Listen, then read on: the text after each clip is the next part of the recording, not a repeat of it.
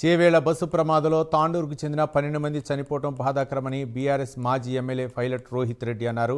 ఘటన జరిగి 2 రోజులవుతున్నా అధికార పార్టీ నేతలెవరూ కూడా బాధిత కుటుంబాలను కలవలేదన్నారు.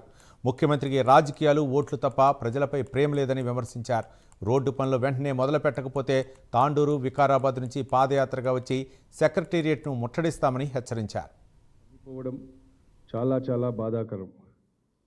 అభం శుభం తెలియని చిన్నారులు, మహిళలు, వృద్ధులు వీళ్ళందరూ కూడా అసలు ఏం జరుగుతుందో అని తెలియకముందే మరి వాళ్ళు ప్రాణాలు వీడడం చాలా చాలా బాధాకరం. ఇంతమంది ప్రాణాలు కోల్పోతుంటే ఈ రోడ్డు పట్ల మీరు ఎందుకు నిర్లక్ష్యం వహిస్తున్నారు అనేది ప్రతి ఒక్కరు కూడా గమనించాల్సిన విషయం. తెలియక కాదు, ముఖ్యమంత్రి గారు అదే రోడ్డు గుండా పోతుంటారు, స్పీకర్ గారు అదే రోడ్డు గుండా పోతుంటారు, మాజీ మంత్రివర్యులు మహేందర్ రెడ్డి అదే రోడ్డు గుండా పోతుంటాడు.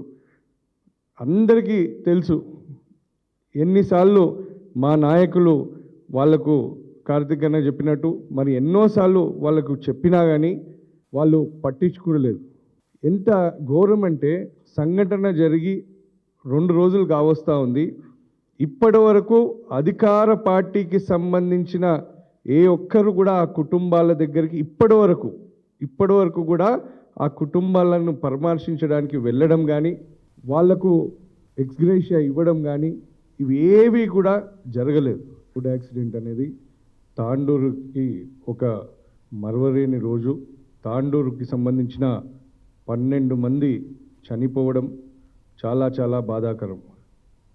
అభం శుభం తెలియని చిన్నారులు, మహిళలు, వృద్ధులు వీళ్ళందరూ కూడా అసలు ఏం జరుగుతుందో అని తెలియకముందే